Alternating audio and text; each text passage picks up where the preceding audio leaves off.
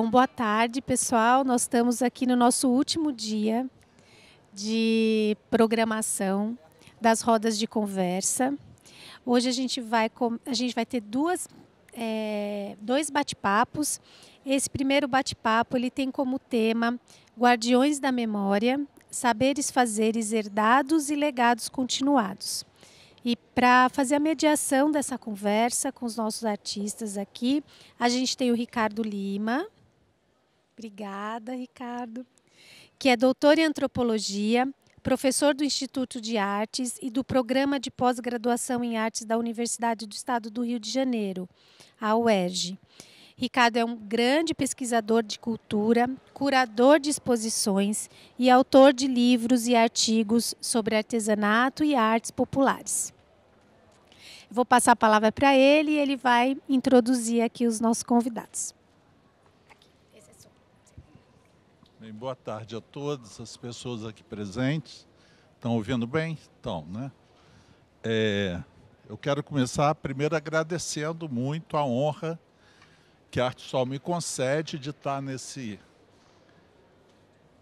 mundo dos deuses aqui da arte popular, sentado junto a esses grandes mestres, e é realmente um privilégio para mim ser chamado para tomar parte nisso, que a gente poderia chamar de um ritual, né? Onde tem uma certa ritualidade nessa tarde.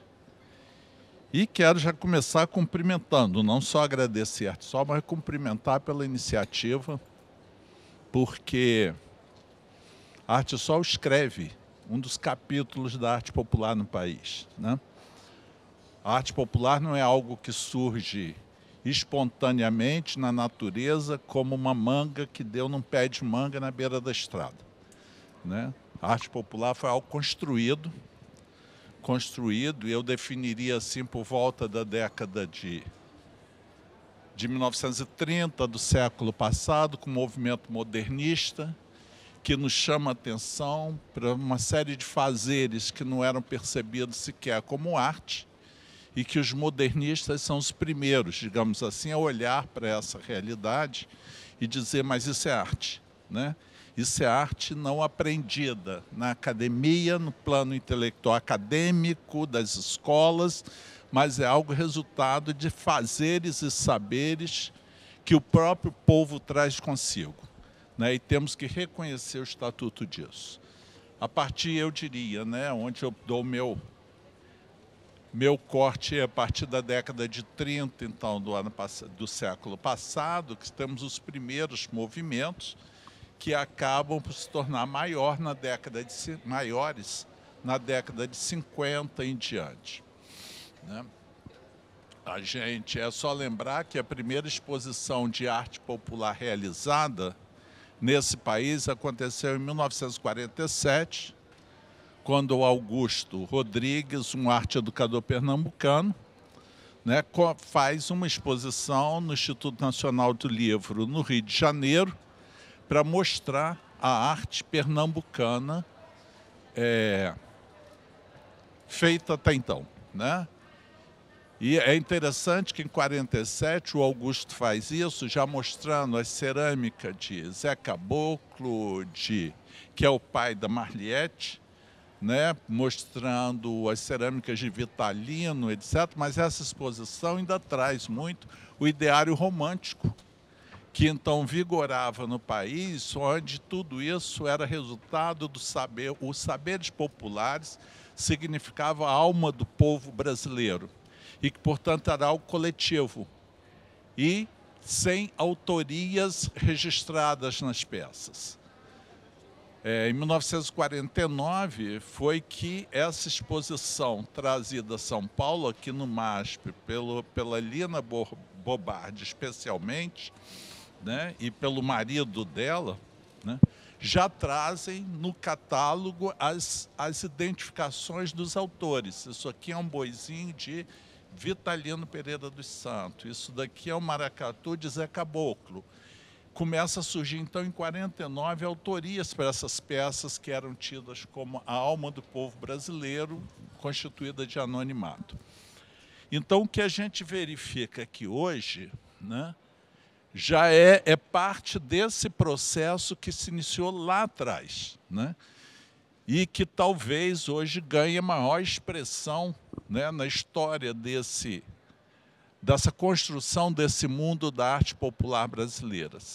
A gente vai olhar aqui, o que, se você já tiver a oportunidade de ver lá dentro, se traz, a Arte Sol trouxe um conjunto de peças que estão extremamente marcadas pelo conjunto de seus autores, né? Tudo aqui tem uma autoria, está ali especificado quem fez, as suas condições do fazer, do pensar e fazer desses objetos, os contextos onde eles foram feitos, né?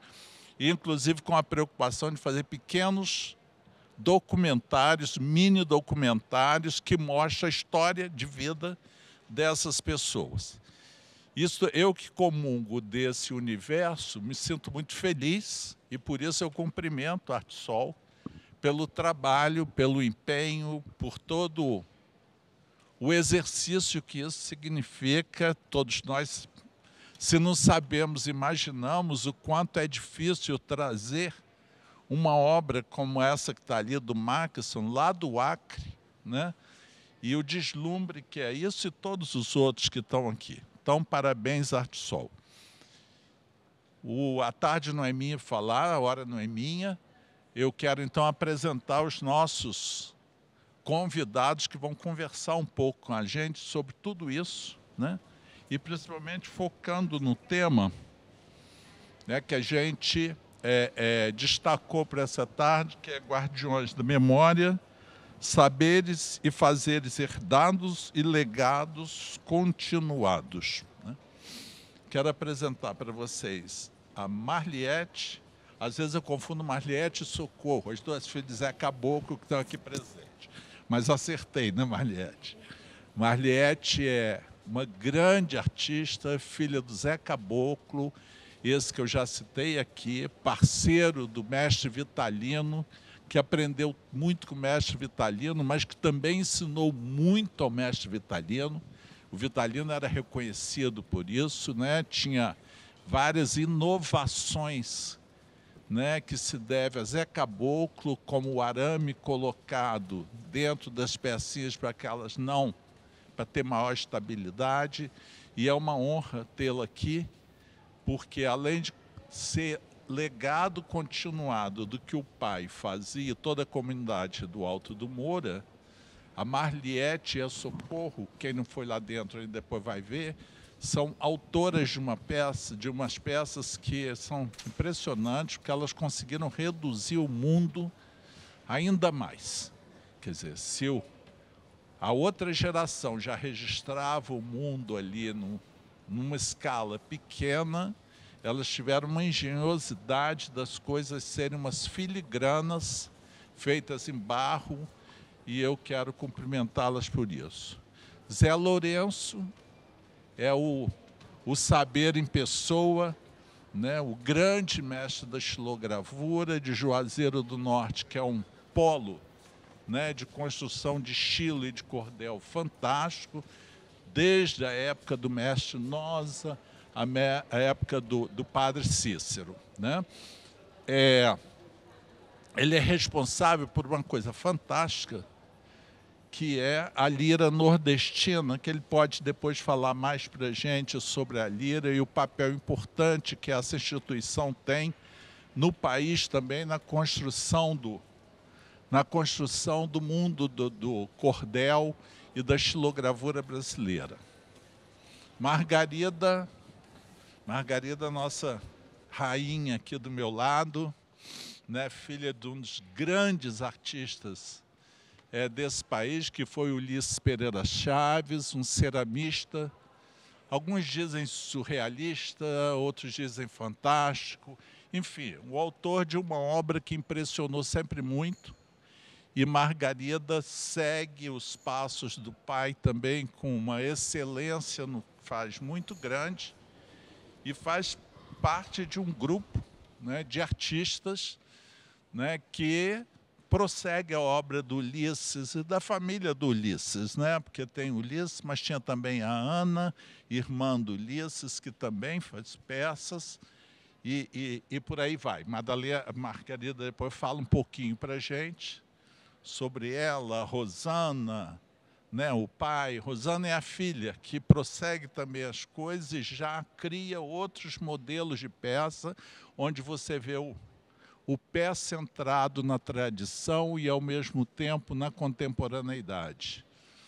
Aí nós vamos para o Hermes e o Jean, filhos do JC, baianos. Repare que o tipo é todo de baiano mesmo.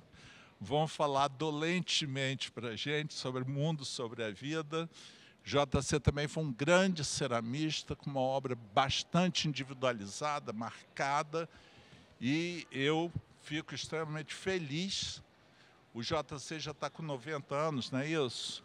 E eu fico super feliz de ver esses dois meninos de 50 anos prosseguindo a obra do pai, ao mesmo tempo que fazem suas obras individuais, né, suas autorias nas peças que fazem, mas marcando sempre a tradição e o legado recebido dos pais. Alguém quer começar a falar, ou eu deixo isso muito democraticamente? Os meninos mais novos, Marliete. Vamos começar com Marliete, que está ali na pontinha.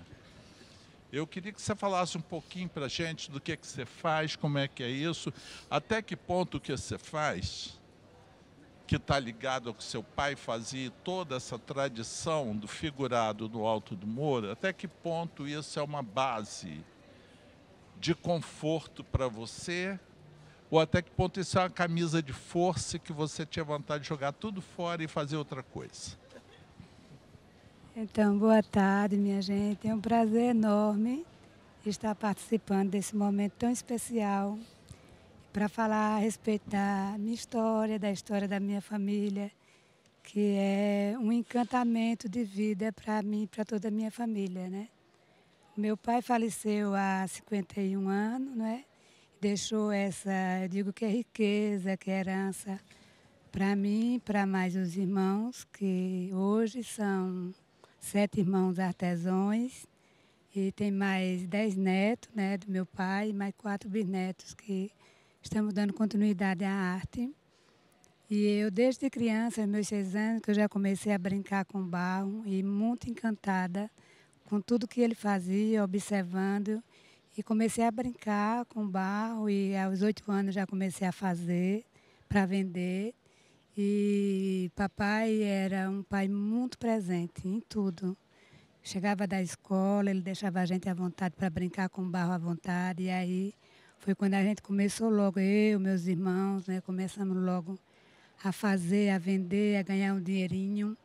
E quando eu tinha meus 16 anos, eu já fazia arte figurativa, observando o que ele fazia, a criatividade também do mestre Vitalino, do meu tio Manuel Dócio.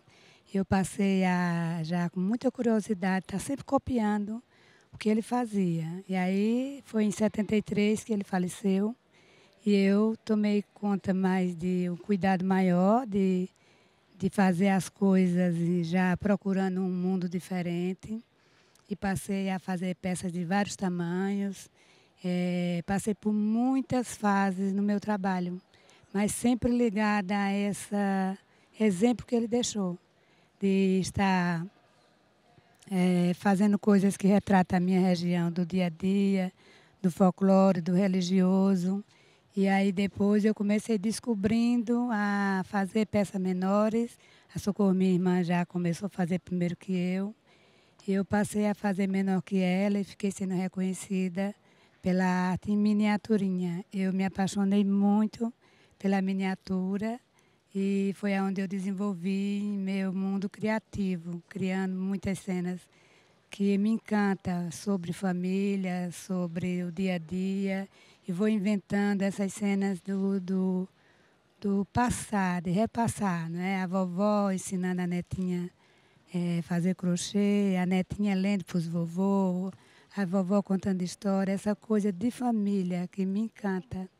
Eu sou muito apaixonada pela minha família, pela vida que eu vivo lá no Alto Moura, e me inspira muito a fazer esse mundo de arte, mostrando as histórias das pessoas. E aí tudo que papai deixou foi um exemplo muito grande, está sendo sempre. Porque eu me inspiro muito, muito em tudo que ele sempre criou, sempre que ele fez.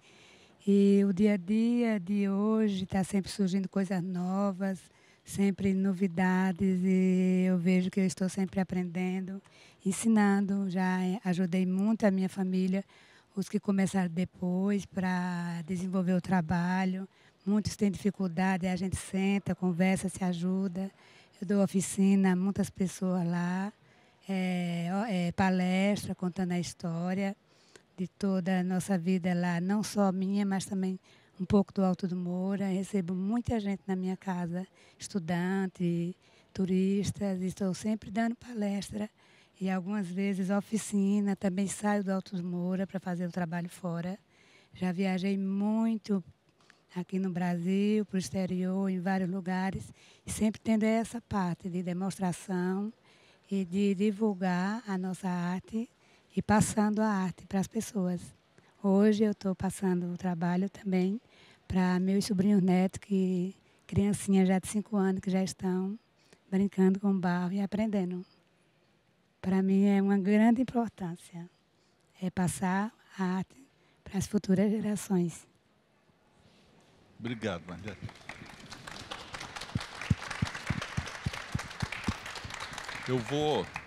Eu vou controlar um pouquinho o tempo, nós estamos até 3h30. Então, se eu cortar vocês, não que você tenha falado muito não, foi perfeito, tá? É que eu tenho esse papel ruim, porque eu quero deixar um tempo também para a gente conversar um pouco mais no final. Ô Zé, conta pra gente um pouquinho da lira, como é que você começou e como que está isso hoje? Está fácil ensinar para a garotada a xilogravura lá em Juazeiro do Norte? Boa tarde a todos e a todas, né? É um prazer enorme poder estar aqui, né? E agradecer a Arte Sol por essa oportunidade de mostrar não só o meu trabalho, mas também trazer um pouco do que a gente está produzindo hoje no Cariri e como a gente começou, né? Na verdade, a gente vem da tipografia São Francisco, né? Que era a antiga, hoje Lira Nordestina, mas antes se chamava tipografia São Francisco. É uma tipografia que se iniciou nos anos 30, trazida por um alagoano chamado José Bernardo da Silva. Era um rumeiro que vinha vender os seus produtos nas romarias de Nossa Senhora das Dores, lá do Juazeiro. Em 1926, a convite do padre Cício, veio morar na cidade, trouxe sua família, e nos anos 30 começou o movimento do cordel lá no Cariri, especificamente em Juazeiro. Em 1950, comprou as máquinas e os direitos de impressão da gráfica de João Martins de Ataíde, que era o maior tipógrafo, né? Era o maior editor que existia da produção da literatura de cordel, que antes a gente chamava folhetos e romances, né? A gente não chamava cordel. Cordel foi a partir dos anos 70, que associaram as folhas volantes, né? Que traziam da Europa, né? Que eram pendurados no cordão. Mas o nome era cordel, era romance, ou folhetes, ou verso, né? Então, pela dificuldade de se fazer as capas, que antes eram feitas em zincogravura, né?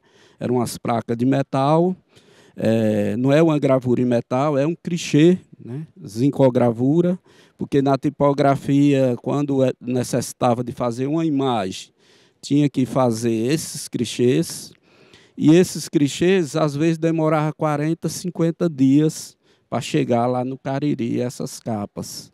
E o José Bernardo, pela urgência de fazer os cordéis, que até os dias de hoje foi o maior empreendedor, o maior distribuidor da produção dos cordéis no país, né?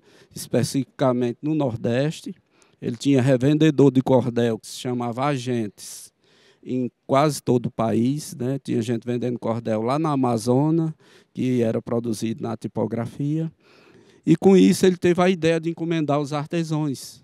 O Mestre Nosa, o Valderedo Gonçalves, que era um cidadão lá do Crato, que trabalhava com artesanato, o seu João Pereira e seu Antônio Batista e tantos outros, percursor dessa grande produção da xilogravura, iniciante dessa parte da gravura do Cariri. Não é que está dizendo, não, Zé Lourenço disse que a xilogravura nasceu lá no Juazeiro, nada disso, né? Eu tenho dito nas minhas conversas que desde quando Moisés trouxe os 10 mandamentos, ali já veio a primeira lito, né, que era na pedra. Então a gente não tem assim uma precisão de dizer que isso aqui nasceu, mas esse incentivo e essa forma de produzir em madeira começou para o cordel, começou lá no Cariri, né?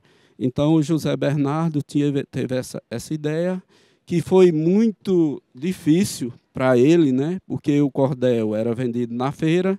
Muitas vezes aquele cidadão do homem do campo que ia comprar esse cordel, às vezes ele nem sabia ler, conhecia pela capa, né? E quando a capa, por exemplo, da Donzela Teodora, né? Que é um dos clássicos da literatura do cordel, o homem do campo ia comprar, que tinha aquela capa bonita da Donzela Teodora. Quando ele se deparava com o traço do Mestre Nosa, né? Todo mundo que gosta de arte sabe o traço do Mestre Nosa como é, né? Não era aquela princesa tão encantadora. Então ele não queria comprar o cordel, né? Porque ele achava que não era a mesma história, né? Então, no início foi muito difícil, mas de tanto ele insistir, ele conseguiu, né? Porque a arte do cordel, com a xilogravura, ele ganhou a arte de desenho, a arte de entalhar madeira, né? A arte da impressão e mais a arte da poesia, né? Então ficou um cordel bem mais rico, né? E com isso, eu já sou da terceira geração do xilógrafo do Juazeiro, né? Primeiro veio os percussores, o mestre Nosa e todos eles. Depois veio o mestre Estênio Diniz, que era o neto do José Bernardo, né? Veio o professor Abraão Batista, que é um grande poeta também, né? E já veio a minha geração, Franco Orly, Zé Lourenço e tantos outros. E com isso a gente começou eu vim também para a tipografia, né? Eu estou dando uma resumida na história, porque a gente está se falando da história da grande produção do cordel do país, né? Então a gente tem que dar uma brecada, senão a gente vai passar a tarde toda conversando aqui e não vai ter oportunidade de repassar o que a gente pensa. Então, eu fui para a tipografia ainda com 9 anos de idade, levado pelo meu avô, né? Era Pedro Luiz Gonzaga, que era afilhado do José Bernardo, né? A gente já tinha essa ligação. O meu avô, a gente morava com ele dizia, eu vou levar esses meninos para não estar na rua para aprender a profissão, né? E com isso a gente foi tentando, e até hoje nós estamos tentando aprender, mas já estamos num espaço desse, né? Então a gente já aprendeu alguma coisa. Então a tipografia, a gente começou nesse movimento e levado por o meu avô. Quando o mestre Expedito Sebastião da Silva, que era um grande poeta, que era o coordenador da tipografia, antes a gente não fazia estilo, né? Eu entrei na tipografia ainda garoto, mas para drobar os cordéis, depois trabalhar como impressor, depois trabalhar como tipógrafo, né? Que eu sou tipógrafo, xilógrafo, né? Porque antes de fazer xilogravura, eu já era tipógrafo, né? Então, pelo incentivo do Expedito Sebastião da Silva, uma vez eu venho na dificuldade, que o pessoal nesse tempo era o contrário, só queria os cordéis fossem feitos com a capa de xilogravura. Uma vez perto das festas juninas, em 85, eu venho naquela dificuldade, tentei fazer uma capa de xilogravura, copiar até uma capa do clichê chamado Zezinho e Mariquinha, mas cortei o rosto todo de Zezinho, a boca de Mariquinha ficou torta, então joguei para lá e digo, eu não sei fazer isso. Quando foi no outro dia, chegou um rapaz para fazer o cordel, chamava-se o Casamento Matuto. Aí o Expedito, vendo aquela dificuldade, aí no outro dia ele chega e diz, Zé, eu quero fazer, tem um rapaz aqui que quer fazer uma capa, né? Uma capa de cordel. Eu digo, tudo bem. Aí o cara bem empolgado, ele disse, não, eu já tenho quem faça a capa aqui, né? Aí disse, chamou, Zé, ó, esse daí, o menino que faz a capa. Eu não podia dizer que não, né? Uma dificuldade enorme, porque a gente sobrevivia dessa grande produção. E foi aí onde a gente pegou esse desafio de ir para casa, né? No finalzinho da tarde eu tinha uma serraria que jogava o resto de madeira, né? Os pedacinhos de madeira, eu catei um pedacinho, fiz a lixeira. Quando foi lá para 1h da manhã, eu consegui fazer um desenho, que era um jumentinho de um lado, aliás, era um noivo de um lado e a noiva do outro, e um rosto do jumentinho no meio, né? Aí, então, ali, a partir dali, a gente começou esse movimento da gravura e não parou mais, né? E hoje a gente tem um grande grupo, né? O Expedito Sebastião da Silva, que era o grande mestre, faleceu em 97. Como eu era o mais velho da turma, tive que assumir a gerência, né? Com o mesmo salário que ele tinha, sem remuneração, até os dias de hoje, né? Então, eu não sou funcionário público. Às vezes eu até agradeço, né? Porque a gente tem a liberdade para a gente falar e mostrar o nosso trabalho. Hoje, desde 88, que a gráfica pertence à Universidade Regional do Cariri, a URCA, funciona no espaço do governo do Estado, né? Onde a gente faz um trabalho junto não só aos alunos da gráfica mesmo, os meninos que nos acompanham, né? Não só eu, José Lourenço, a gente tem um grupo de em torno de 10 gravadores, né? 10 xilógrafos, que a gente orienta essa turma, e tem também aula, né? do Centro de Arte da URCA, né? Tem o Centro de Arte da URCA, onde a gente tem os bolsistas e tem as meninas que atualmente também estão fazendo parte do nosso grupo, né? A gente tem essa parte dos alunos da universidade e tem os artistas, né, autodidática, que nem eu e tantos outros. Então, hoje está num momento bom, né, da gravura, né? A gente tem feito vários trabalhos, tem feito várias exposições, né, participado de vários eventos, né? E em breve a gente vai estar aqui também, logo aqui na outra semana, a gente vai trocar de roupa lá em casa e volta para cá, né, lá no Juazeiro, porque a gente está na Bienal do Livro aqui com a editora IMEP, falando sobre o cordel, falando sobre xilogravura. E é isso, nossa vida, no dia a dia, né, mostrando nosso trabalho.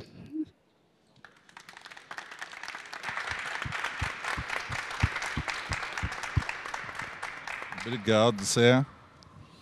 Aproveitar para render nossa homenagem a um xilógrafo recentemente falecido, J. Borges, de Bezerros, em Pernambuco, que foi mais um desses personagens dessa história, né, que levou ao reconhecimento público a questão da xilogravura popular brasileira, né?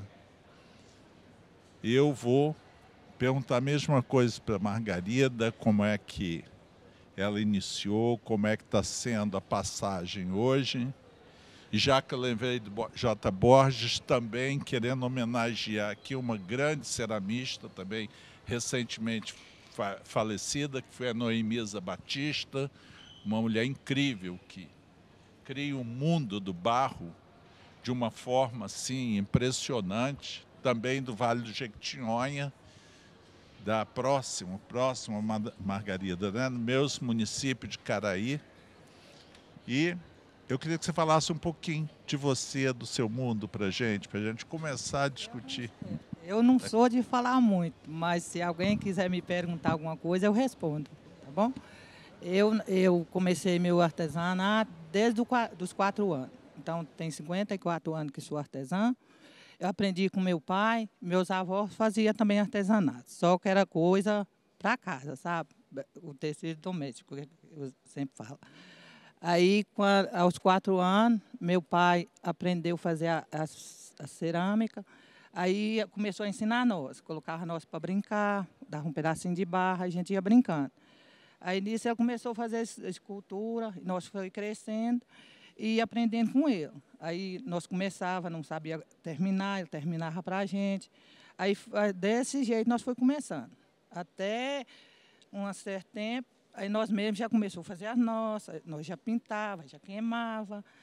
Aí, quando foi, acho que foi em 2020, que eu fui numa exposição, aí eu já levei coisa minha, sabe, que eu me fiz, fui convidada numa exposição, aí eu fui, levei minhas peças.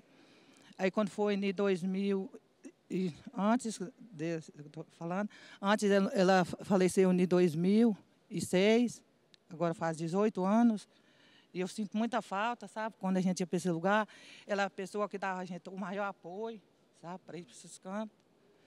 Aí nós continuamos. O que ele deixou, nós vamos continuar o legado. Meu irmão, minha filha, meus netos, até minha neta de 4 anos já ela faz para levar para as exposições. E meu orgulho é ter o nome de meu pai. É o meu maior orgulho. E se alguém quiser me perguntar alguma coisa, pode perguntar que eu respondo. Quero sim, Margarida. Você está falando do orgulho que você tem do pai, eu acho super importante. É um legado que ele deixou que nós nunca vai esquecer. E nunca vai deixar morrer. E a filha? Você tem orgulho também da filha? Tenho muito orgulho de minha filha e de meus netos, que estão seguindo o mesmo caminho do meu pai. E o que você acha desse trabalho da Rosana? Que ela muda um pouquinho, né? Eu diria Muda. assim, que as peças do seu irmão, né, são muito parecidas com o do seu pai. Você já muda um pouquinho. E a Rosana muda muito. Muda muito. Né? Só que ela muda muito, mas você pode prestar atenção. Ela muda tipo Marta, minha irmã. Você já prestou atenção com as peças dela bem parecidas com a de Marta, minha irmã? Deixa eu contar essa história para vocês. Não vou perder a oportunidade. Há uns anos atrás, a Natura, o Fred Gelli, que é um designer no Rio, foi contratado pela Natura para fazer uma série de brindes de fim de ano, cartões postais e umas caixas de brindes da Natura para a clientela deles. E o Fred me procurou se eu podia assessorá-lo em fazer coisas relativas à arte popular. Eu fui no acervo do Museu de Folclore no Rio, tinha um presépio lindo, lindo, de barro de Jequitinhonha.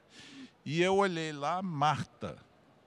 Eu falei, mas isso aqui é a cara dos trabalhos da família do Ulisses, não sei o quê, mas eu não conheço Marta.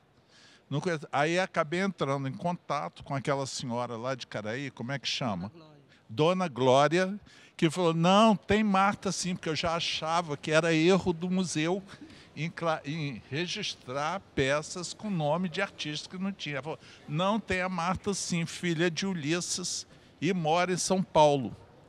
Ela é funcionária na casa de uma família, não sei o que, me conseguiu o telefone da Marta. Eu comecei a ligar para a Marta porque tinha que pagar os direitos autorais. Ela tinha que liberar os direitos de uso da imagem do presépio dela e receber os direitos autorais. Foi um trabalho muito, muito bonito, que eu me orgulho muito, porque os artesãos tiveram e artistas tiveram suas remunerações, assinaram um documento permitindo tudo. E a Marta, como boa mineira, muito desconfiada, né, não me recebia e não resolvia a história. E a Natura pressionando, o Fred Gelli tendo que dar uma arrancada, né, no projeto, e eu não queria abrir mão do presépio da Marta, ainda mais quando eu soube que era da família, né? Até que eu recebo um telefonema, era a patroa dela, que era advogada.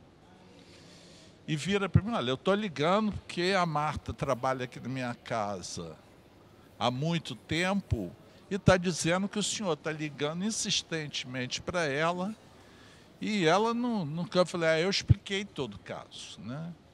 Falei, olha, tem um presépio assim, assim, assim. Falei, não, mas deve estar havendo confusão, porque eu adoro arte popular, minha casa é cheia de coisa, a Marta trabalha para mim há 10 anos e nunca me disse que ela conhecia isso e que ela fazia presépios. E aquilo para mim foi um choque, né? Foi um choque. Eu falei, como pode? Faça ela te contar a história dela, do pai dela, do Ulisses, etc. E realmente era a Marta, né, que esteve aqui ontem, a gente acabou que não se encontrou, eu estou doído, porque eu queria muito, a Margarida já ligou agora há pouco para ela para voltar aqui, porque eu quero dar um abraço nela. e fazê-lo um dia voltar para Caraí e prosseguir, porque segundo Margarida, ela vai lá nas férias e faz coisas e volta para cá, onde ela é empregada doméstica. E é uma artista, o que eu diria, essas contradições brasileiras, né, que eu não me conformo e luto um pouco. Era apenas um parentezinho, a gente conversa mais. Vou passar para os meninos, me permito dizer os meninos, Hermes e Jean, porque são novos, né, diante da obra do pai, que já tem 90 anos, e continuam com esse legado. Eu queria que vocês falassem um pouco de vocês, como é que foi isso, como é que começaram, a relação com o pai, tá? Boa tarde a todos. Eu me chamo Hermes. Bem, eu comecei muito cedo com desenho, mas eu acho que com 4 anos eu comecei a riscar as paredes de casa, né? Aí, como eu gostava muito de assistir desenho, acordava 5 horas da manhã no domingo para assistir desenhos, então aquilo ali eu ficava procurando lugar para fazer e pegava lá um lápis lá de meu pai e riscava na parede. Só que o ateliê era no quintal de casa mesmo, então nisso lá tinha barro, tinha tudo, mas só que a gente ainda não pegava em barro, né? Só era para brincadeira mesmo, se melar e tudo. Tinha uma banheira lá onde meu pai fazia o mingau do barro mesmo. A gente entrava, quando era dia de limpar essa banheira, aí era festa, né? Que era o mingau, né? Que a gente chama, o mingau de barro lá. A gente saía todo melado e tudo. Era as festas. Festa mesmo, a gente era muito pequeno. E aí a gente foi crescendo, foi fazendo aquelas brincadeirazinhas, fazendo carrinho. Eu gostava muito de fazer os carros que eu via nos desenhos. E aí, nisso foi indo aquela coisa com barro, o contato. O desenho também foi, os traços ficando mais finos com o tempo. E aí o Painho apresentou pra gente as revistas em quadrinhos. Aí pronto, aquilo ali entrou na cabeça como uma bomba. E aí era tentando fazer os personagens que a gente vinha ali e tudo. Só que aí tinha as dificuldades, né? Pra gente fazer no barro aquilo que a gente estava vendo ali no papel. Aí nisso eu fui aprimorando os traços no desenho. Aprimorando cada vez mais e nisso foi ajudando a parte do barro. Só que quando eu cheguei numa parte que eu conseguia fazer algo em 3 dimensões lá, foi um presépio que eu lembrei disso ontem. Aqui eu estava recordando algumas coisas com algumas pessoas. E aí eu não lembro que idade eu tinha, não sei, talvez 7 para 8 anos. Eu fiz um presépio. Tava horrível, velho. Feio mesmo. Aí meu pai chegou e falou assim: rapaz, ó, isso aqui não vai vender não. Queria para uma feira, que tinha uma feira lá em Salvador. Acho que era a Feira do Interior, no Teatro Castro Alves. Se eu não me engano, o nome era esse. Aí levou, que era um José, uma Maria e um menino. Realmente não estava bom, não. Mas aí ele falou, não vai vender, mas eu vou levar. Aí ele levou essas peças e foram as primeiras peças a serem vendidas. E ali pronto, quando vendeu essas peças, eu falei para ele, tá vendo? Tá vendo aí que eu falei que ia vender? E ali, depois dessa coisa de vender a peça, foi que eu disse, isso aqui é meu lugar, velho. Isso aqui é que eu posso colocar tudo que der na cabeça, eu posso fazer aqui. A imaginação é o limite, né? O que vier eu posso concretizar com isso aqui. Então aí o desenho foi aumentando, eu fui me especializando sozinho, digamos assim, no desenho, que eu não tive... A única professor que eu tive foi meu pai. Que ele desde cedo que a gente pedia, ele, pai, faz um Tarzan aqui. A gente fazia e copiava. Aí mostrava para ele e falava, rapaz, essa cara aqui, ó, conserta, o braço não tá bom, a perna não tá boa, e a gente foi essa coisa de copiar. Copiar, copiar, copiar, isso no desenho. Já nas obras a gente nunca foi de copiar as peças dele. Ele mandava a gente fazer alguma coisa, a gente perguntava, como é que tá isso aqui? Ele não era daquele, o mestre, vou fazer. Ele fazia uma vez só e falava assim, presta atenção, eu vou fazer uma vez. Aí fazia, a gente mostrava a ele, aí é que ele ia dar o feedback dele da coisa. Ó, conserte aqui, faça desse jeito. E aí a gente ia montando as coisas, até chegar nisso aqui. Né? Mas a culpa de tudo isso aqui é do seu JC. Ele começou tudo.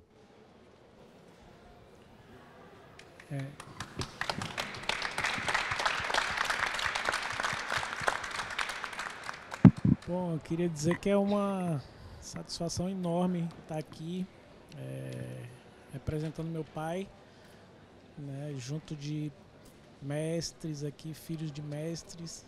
Eu agradecer muito também a ArteSol por essa oportunidade e agradecer ao professor que está aqui também e a vocês que vieram nos prestigiar aqui. O que eu lembro muito de ver o começo de tudo foi que a gente prestava muita atenção no que meu pai fazia, né? Nós muito novos, ele tinha um ateliêzinho acho que de madeira com umas ripas. Eu lembro disso muito pequeno, era no quintal da casa, ficava na frente da casa, na verdade. E ele ficava fazendo as peças, né? E aí a gente de volta ali, todo mundo olhando.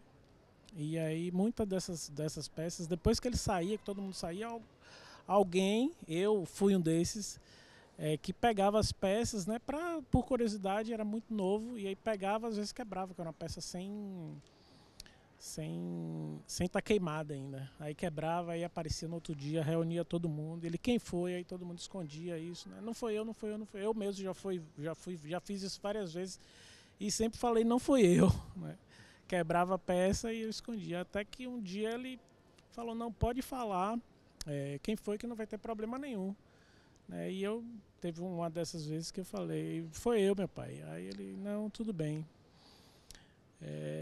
E outras era que via o desenho muito de meu pai, né? Ele desenhava, ele tinha um caderno que ele era menino, que ele fez um caderno com vários desenhos e ele deixava a gente ver esses cadernos, né, de desenho dele.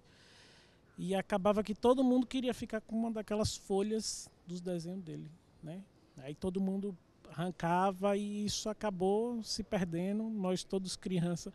Se fosse hoje era uma coisa maravilhosa, né? Então a gente começou dessa forma, muito observando assim meu pai, né? Aí comecei, o que eu lembro também é que de minha peça que eu fiz uma peça com 13 anos, foi a primeira peça que eu vendi. Isso eu descobri depois de muitos anos que esse cliente que tinha comprado ligou, descobriu o telefone da casa de meu pai na época. E eu falei, tem um trabalho seu, quantos anos você tem? Aí eu falei, tenho um X. Ele falou, você teria então 13 anos de idade, né? E eu continuava a fazer, ajudava meu pai e fazia as peças para ele, né? A gente ajudava, montava a peça, mas fazia muitas peças para ele. E depois ele começou a dizer, não, vão desenvolvendo, fazer os trabalhos. E a gente começava a assinar como JC e depois ele passou a dizer para a gente não fazer isso. A gente fazia as peças e ele falou, não, assine com o seu nome. Você é artista, então você que fez, você tem que começar a assinar seu nome. E aí foi continuando isso, eu deixei um tempo de fazer porque... eu vi a dificuldade que era, né, vender os trabalhos de meu pai. E aí eu não queria isso, eu queria ganhar dinheiro, ter meu dinheiro, né? E aí eu queria fazer outras coisas. Falei, não, eu quero trabalhar em outro lugar para poder ter dinheiro para poder comprar minhas coisas, comprar uma roupa, gastar. E aí eu fui fazer outras coisas. Fiquei um tempo fora de Lençóis e sempre mostrava meu trabalho, né? As pessoas o trabalho de meu pai, na verdade, admiravam o trabalho dele. E aí eu comecei a observar e ver que meu pai tinha uma inspiração que era diária, assim, eu ficava impressionado, certo? Mas tinha essa dificuldade. E aí passei um tempo, né? Voltei não, eu estava pensando em voltar a Lençóis, mas não sabia o que fazer. E aí eu fui trabalhar numa imobiliária, era de um primo de minha esposa, né, e ele disse que... Eu estou resumindo muita coisa, viu, gente? Eu fiquei acho que uns 3 meses só aprendendo, não ganhava nada. E aí até que um dia que eu falei com ele, estou pensando em voltar para Lençóis, e porque eu acho que eu não vou me dar bem aqui. Aí ele falou, rapaz, o que você tem que fazer é o que você gosta. Se você tem o que fazer, nem que você não ganhe dinheiro, mas faça o que você ama, o que você gosta de fazer.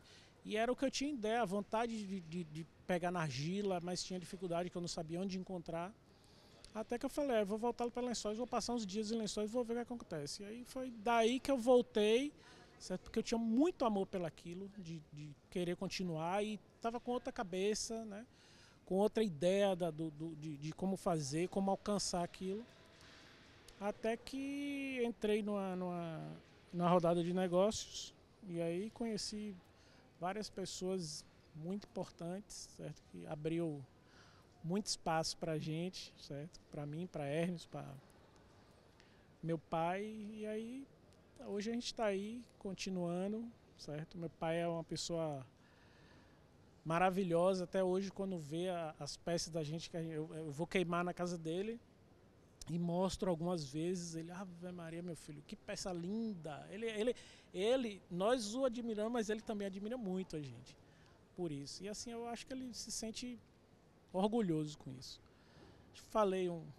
Resumi um pouquinho aqui.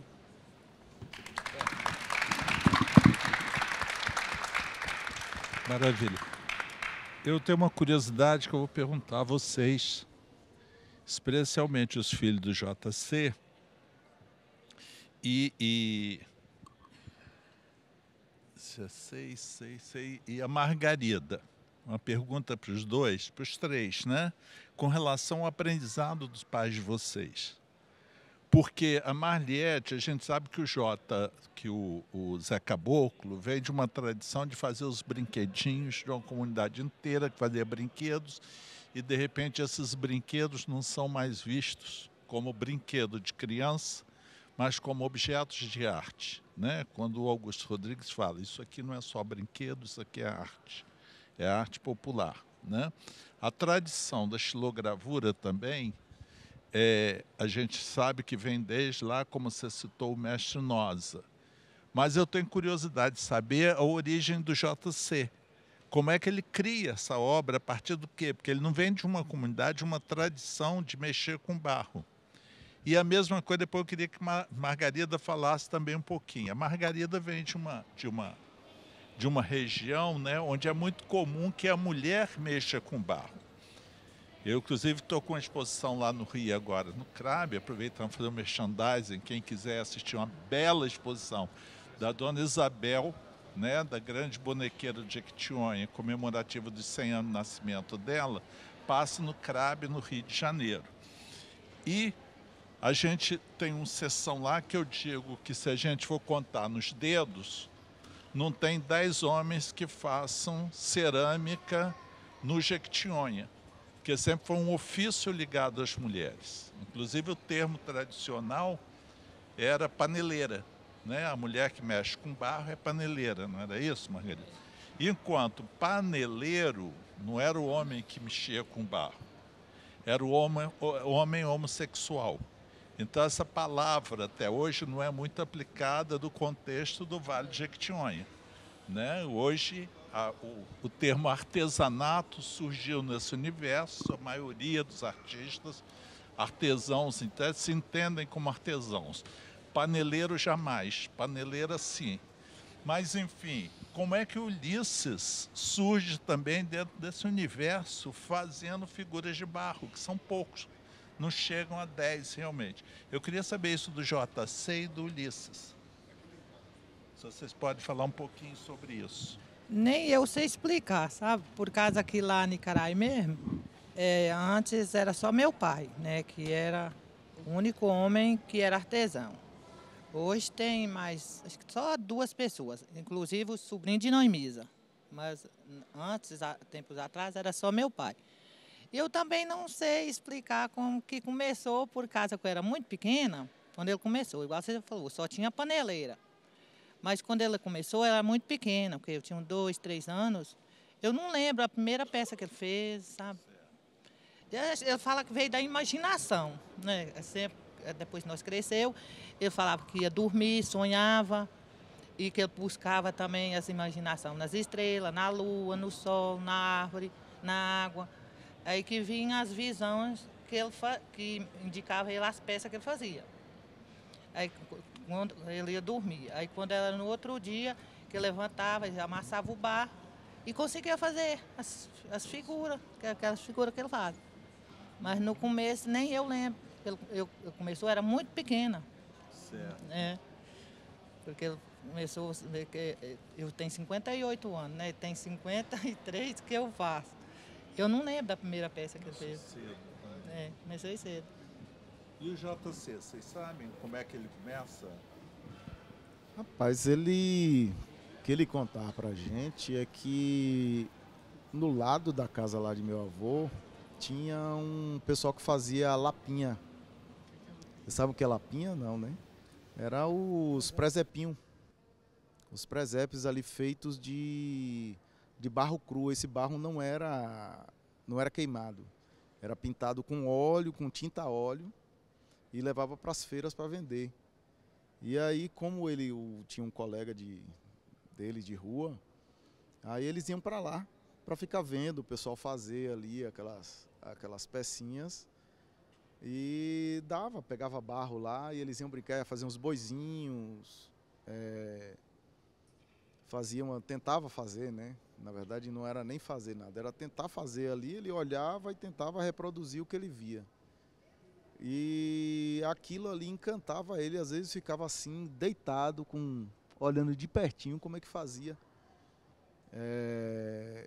Muitas vezes dessa forma, aquilo ali foi enraizando, né?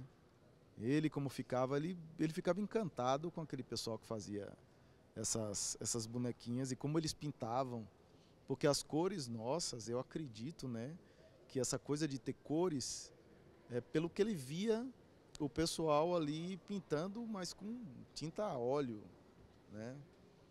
Aí nisso só que eles entrou na arte muito tempo depois, que aí era outra história. Como ele tinha facilidade com o desenho, isso foi melhor, mas ele saiu, meu pai foi para São Paulo com os irmãos, novo, né? Deixou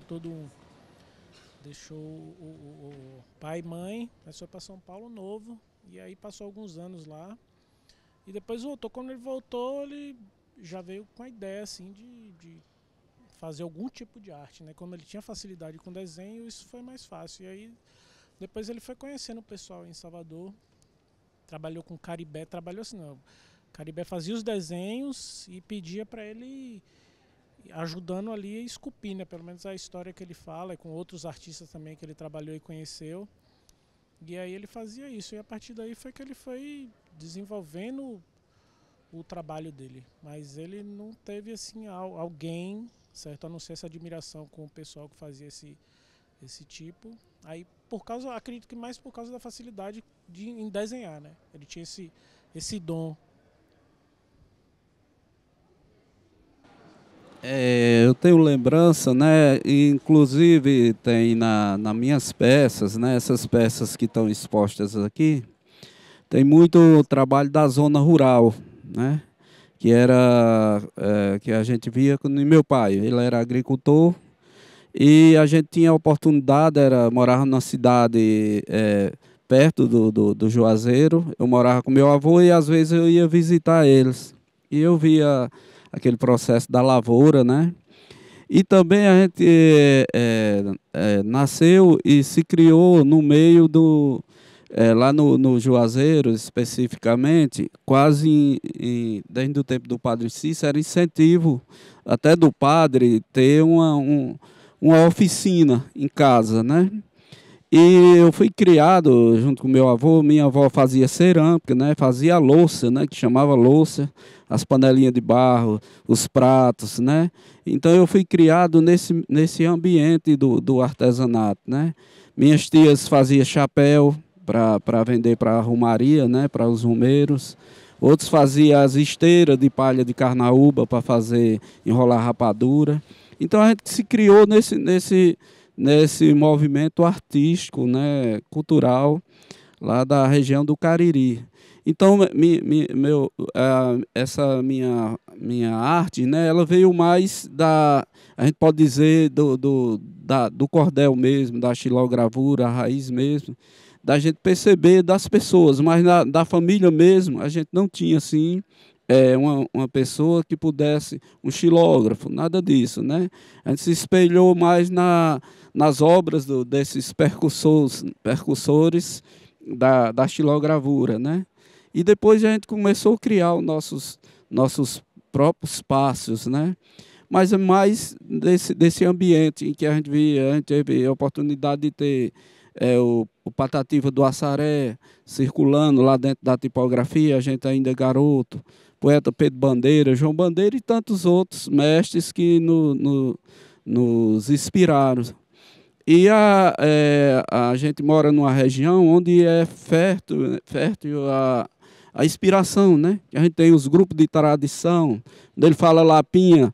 Lapinha é um grupo que se veste de anjo, né, no Natal e apresenta lá, tem um grupo de crianças, né, normalmente é crianças, né, é um grupo que tem lá no Cariri. Então tem Reis Lapinha, tem Maneiro Pau, tem Banda Cabaçais, então isso só nessa parte da cultura. Então são muitas inspirações, além da produção do cordel, né?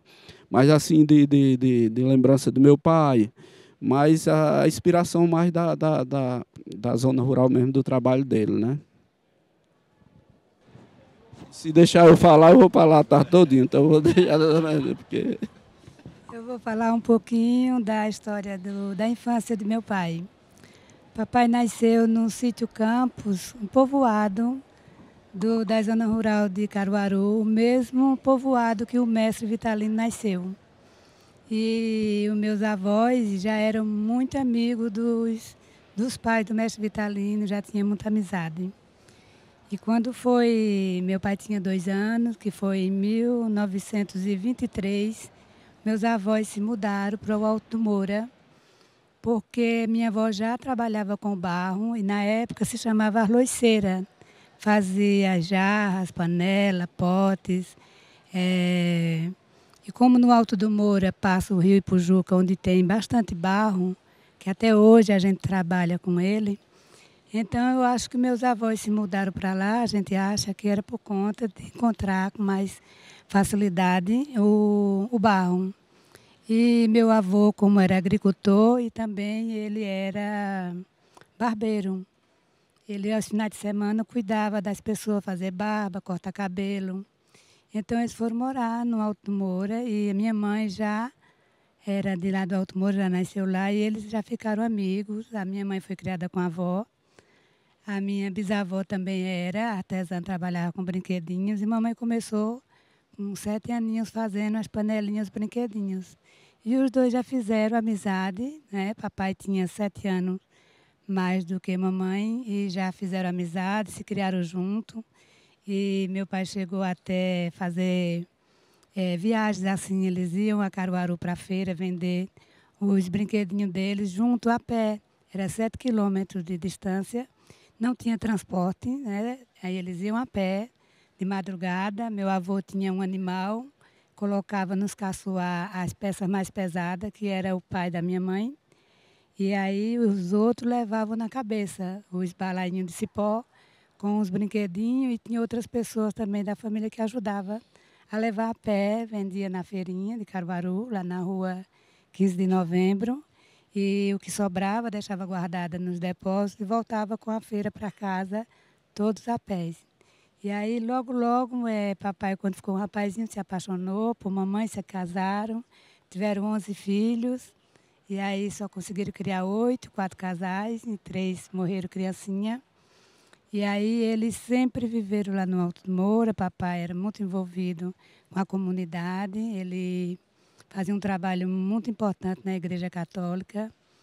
Ele, quem organizava todas as missas, movimentos da igreja, as festas de procissões, era com ele. E também tinha uma sociedade, São Vicente de Paula, que ainda existe, que faz trabalho de ajudar as pessoas carentes, que tinham muita dificuldade de sobreviver, porque não existia benefício. Ele fazia um trabalho também para ajudar as pessoas carentes. E ele era muito dedicado, tanto ao trabalho como à família e à comunidade. Uma amizade muito grande com todo mundo, principalmente com a família do mestre Vitalino, porque era uma ligação muito forte, tanto ele quanto o mestre Vitalino com o papai. Eu tinha 6 anos de idade quando o mestre Vitalino faleceu, e eu tenho muitas lembranças dele, porque ele ia sempre na minha casa conversar sobre os problemas de família, conversar também buscando muita ajuda na fé, porque ele achava papai um homem de muita fé, e ia sempre buscar forças e conversar sobre o trabalho e sobre tudo.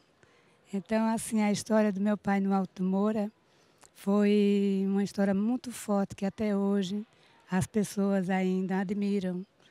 Quando ele faleceu, foi no dia 22 de junho de 73, lá no Alto Moura sempre fizeram muitas festas juninas. A gente fazia muito nas casas, as festas de foguete de roda, de marzuca, forró, mas era mais mesmo aquela coisa da brincadeira de foguete de roda, do forró, da música nordestina. Mas nesse ano não houve festa nenhuma. Todo mundo teve um sentimento muito forte pela morte dele.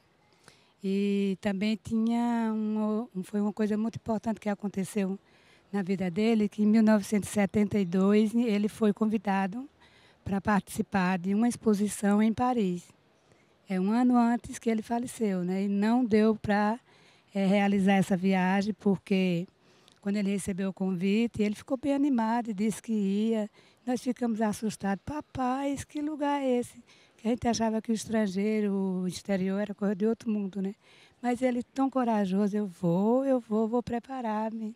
Começou fazendo as pecinhas, aí saiu uma matéria na revista Enciclopédia, que ele estava se preparando para ir a essa exposição, fazer em Paris. Eu tenho essa revista guardada, muito perfeita, guardo com o maior cuidado e carinho. E até eles falaram uma brincadeira, ele está se preparando, já está aprendendo a falar francês, mas aí não aconteceu essa viagem, porque ele faleceu muito rápido.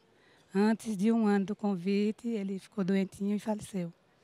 E eu fiquei pensando, meu pai não foi da vontade de Deus, mas um dia eu vou no lugar dele levar essa história do nosso trabalho na França.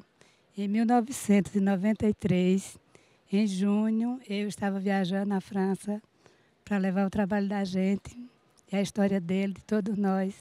Uma feira muito importante que aconteceu em Nancy, na França. Depois fui outras vezes também, Lille, Saint-Élon também. E essa história, né, que a gente guarda com todo amor e carinho para dar continuidade, passar para novas gerações. Ótimo.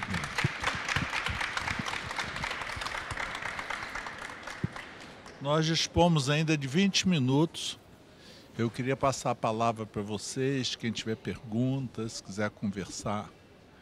Bel ali, ele lá, aqui. Começa lá?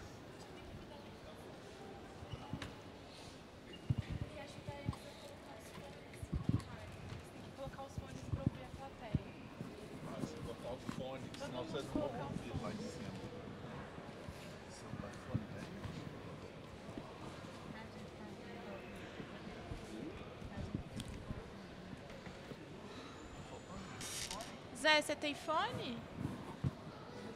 Eu não estou com 2, não.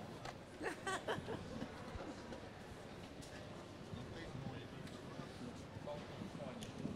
Porque minha pergunta é pro Zé. Deixa eu pedir. Falta um fone aqui.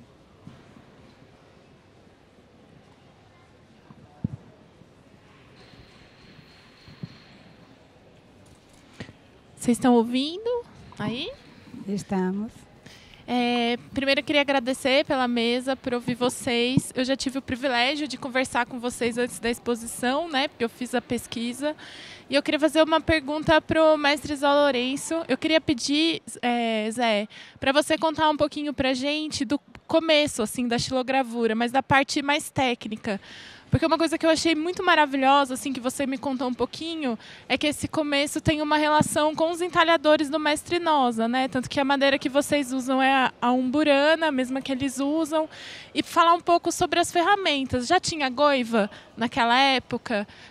Como que era esse começo, né? Essas pessoas já tinham conhecimento da xilogravura, ou como que elas desenvolveram, e como que isso foi acontecendo ao longo do tempo, até chegar nessa xilogravura que vocês produzem hoje. Só para você identificar com o nome de cada gravação. Ah, o meu nome? Bom, eu sou Isabel Frank. É interessante, né? Porque a gente conversando, na verdade a gente não tinha nem noção de ferramenta, nada disso, né? Quando a gente começou essa ligação com o mestre Noza, por conta da madeira mesmo, né? Que a gente tem, o mestre Noza, ele tem, até hoje é a única associação que tem assim que pode comprar madeira, né? Tem licença para comprar essa madeira imburana, que é a melhor madeira que existe, né?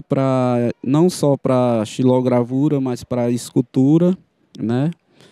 E a gente sempre teve essa ligação com o mestre Noza, né? E o mestre Noza como artesão também. A gente encontrou várias vezes, né? Ainda garoto, e ele já um senhor de idade fazendo as peças. E essa coisa da ferramenta é interessante, porque antes a gente não sabia nem o que era uma goiva, né? A gente não sabia que ferramenta era essa, não tinha noção disso.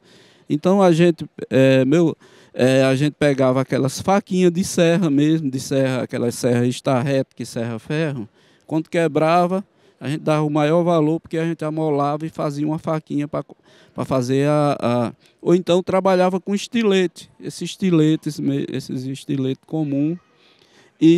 Ou então pegava um prego, botava um prego normal mesmo, né? E botava num caninho de metal e batia até ficar preso. Então a gente fazia aqueles detalhes que muitos têm nessas obras que a gente tem aqui.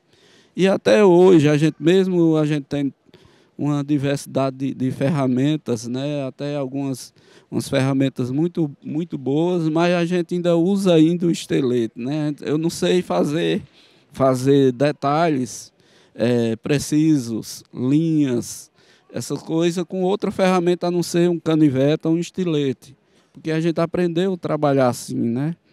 Com as dificuldades. E não é só eu, Zé Lourenço, né? Mas o grupo quase todo mundo lá que trabalha com gravura, a gente tem esses detalhes.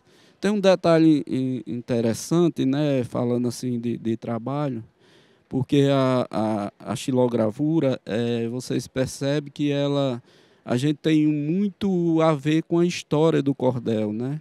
Como a gente veio para contar aquela história, então eu não sei se é eu que observo isso ou é um pensamento que eu tenho, como a gente veio do clichê, a gente trabalha sempre o cenário, né? Conta a história daquela gravura, né?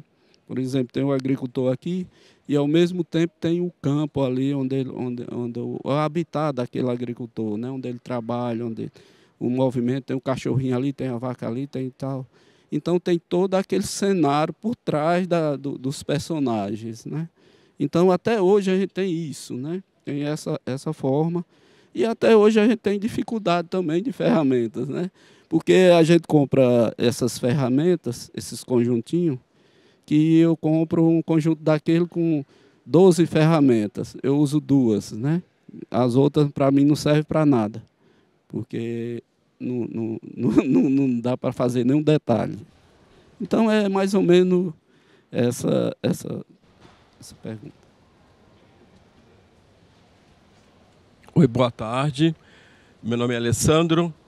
Sou daqui de São Paulo. A minha pergunta é uma pergunta meio geral, assim, não tem uma pessoa, não é focado em alguém, mas a minha questão é sobre a originalidade, assim, como é que é feito o controle da originalidade da obra, entendeu? Assim, a gente tem ciência que hoje o mercado da arte, né, aqui no Brasil, ele é muito, alguns artistas são muito copiados, né? Outros são falsificados, então eu queria entender isso. Como é que os artesãos aqui da mesa, né, fazem esse controle? Se há uma preocupação, por exemplo, em documentar isso num raisonné, num catálogo, das obras que são feitas, né, inclusive pelos pais, né, pais e mães, que muitos já faleceram, né, que foram os percussores das obras, né? Então a minha pergunta é essa: como é que é feito esse controle da originalidade?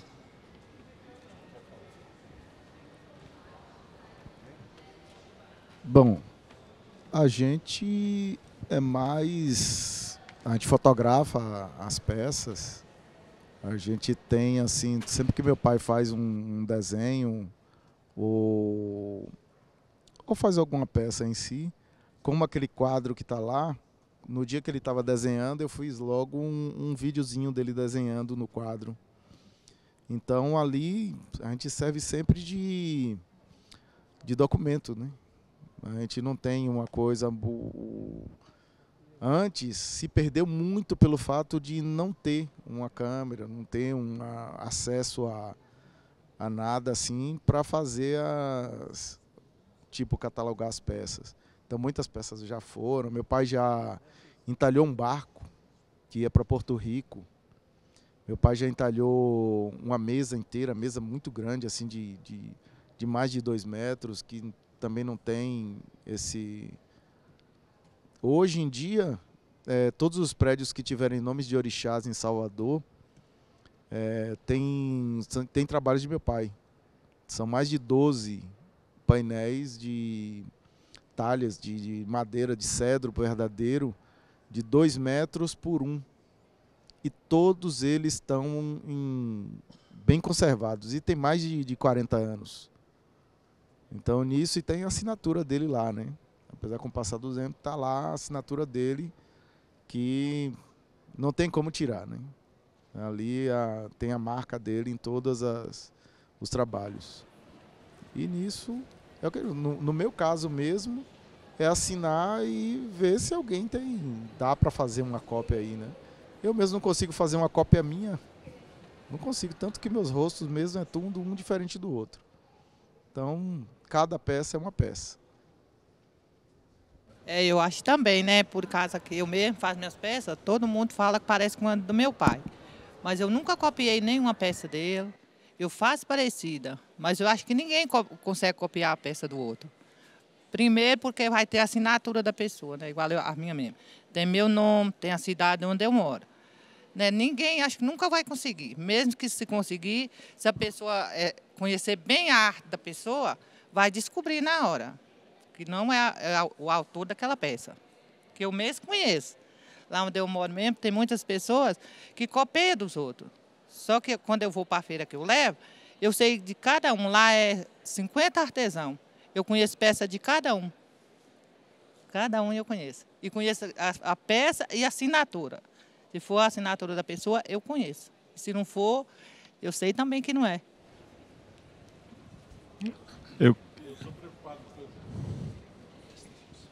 Estou um pouquinho preocupado com o tempo, porque a gente ainda tem mais uma pergunta e a hora está chegando.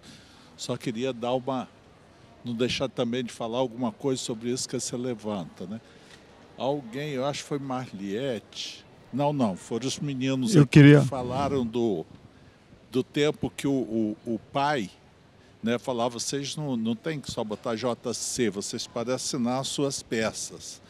É muito interessante que na arte popular isso vem de uma tradição de escolas de família.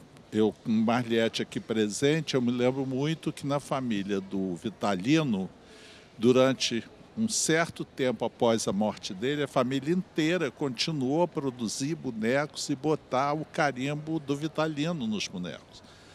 Precisou um tempo para internalizar que o Vitalino já tinha morrido e seria ilegal, entre aspas, continuar botando a assinatura dele naquelas peças.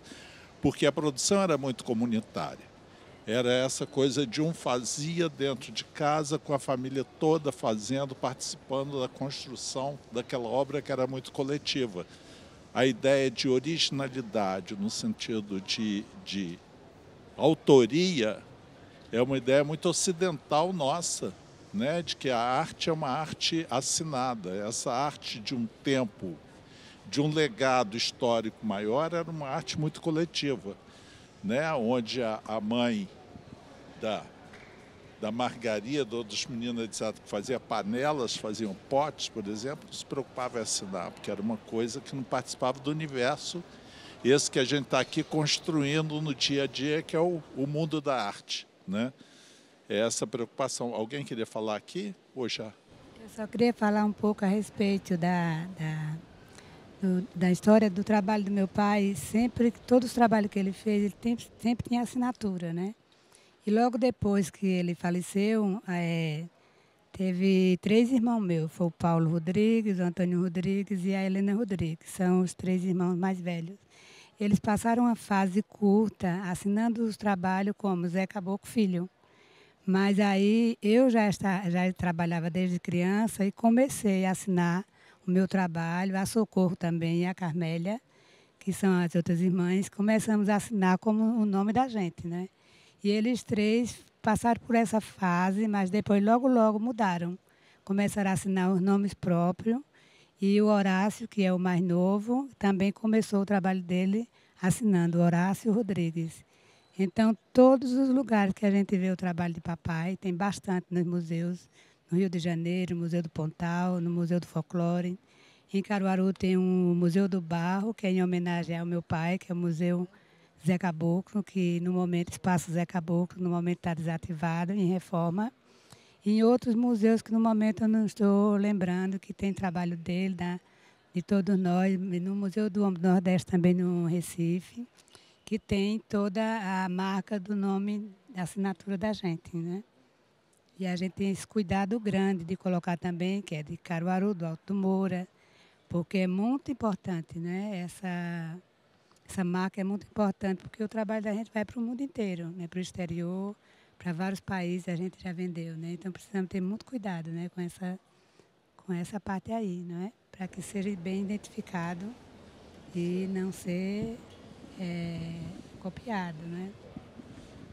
Vou passar para a Larissa. Você se identifica, por favor, porque está gravando, e depois tem uma arte. Aí a gente encerra. Está funcionando? A sessão. Tá.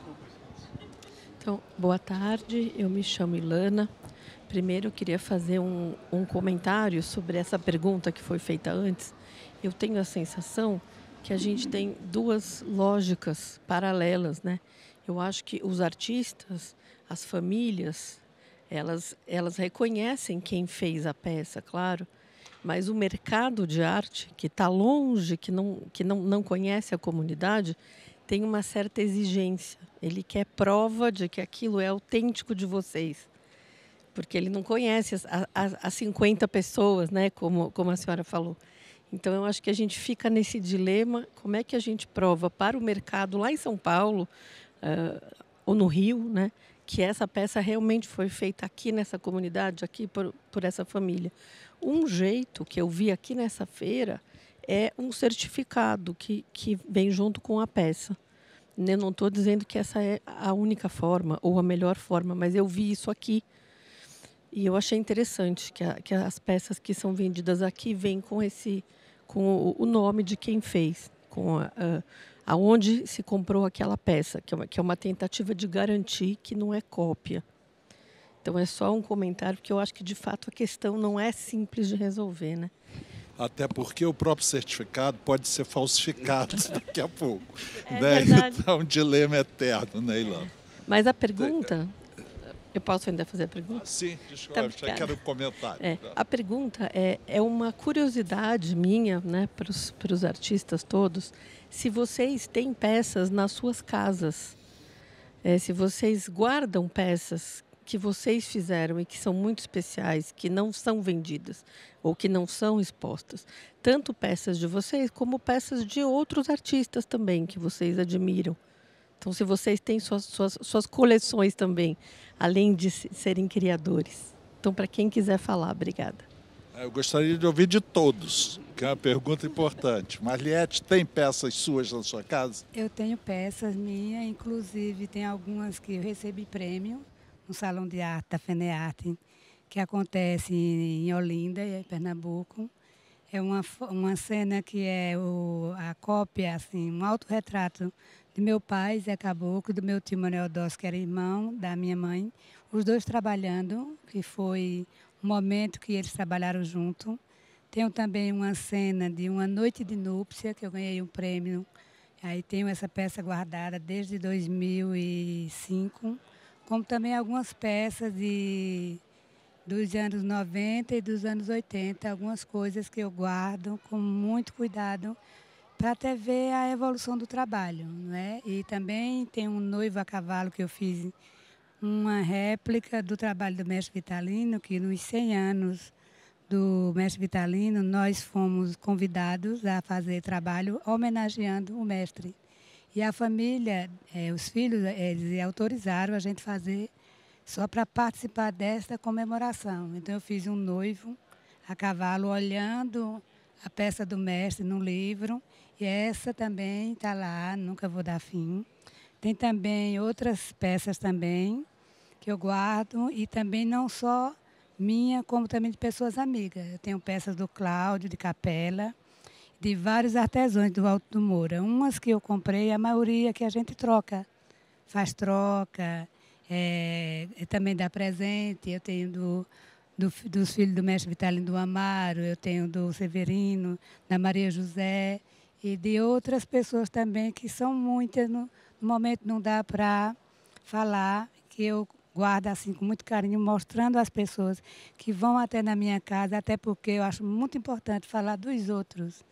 E meu ateliê é muito pequenininho, mas a parte que eu posso organizar desses outros artesãos, eu organizo e mostro e faço questão que as pessoas conheçam, porque muitas pessoas que vão no Alto Moura, nem todos podem ir em todos os lugares. Então, eu mostro com todo carinho para divulgar e ver a diferença do trabalho, da criatividade de cada um, né? Como também algumas peças dos meus irmãos também, do meu pai. Eu tenho esse carinho todo, porque eu acho muito importante. Eu tenho também em casa, né, a última ceia da minha sala, né, a última ceia. E tenho várias peças que eu não vendo, matrizes, né. Pela primeira vez a gente trouxe uma coleção de matrizes para vender, né. Não é costume a gente vender matrizes. É uma preocupação enorme essa questão dos direitos autorais na xilogravura, né? Porque a gente trabalha com matrizes e aí quando a gente imprime, né, pode ser copiado. Você tem uma boa impressora e fazer aquelas cópias, né? Isso é uma preocupação enorme, principalmente no nosso trabalho, né? Quando você vende a matriz, tudo bem, que aí é um documento que jamais alguém vai conseguir copiar a matriz, né? Ninguém consegue, né? Nem nós mesmos. O que a gente comercializou aqui, a gente jamais vai fazer nada parecido. Até porque são obras que dos anos 80, quando a gente começou, né? Então, ela é uma obra registrada mesmo, gravado. Até a assinatura não é a mesma, né? Dos anos 80, já é um pouco diferente. Então, a nossa preocupação é com a cópia. E a gente sabe que copia perfeitamente. Até as texturas as pessoas conseguem fazer hoje, né, com toda essa tecnologia. Mas é um risco. Eu tenho dito que o cara pode fazer a cópia, mas o original está aqui, né? A gente pode criar. Tem coleção, né, as obras, tem de amigos também, né? Tem até de Valderedo Gonçalves, né? A gente tem peça guardada, porque é muito importante, né?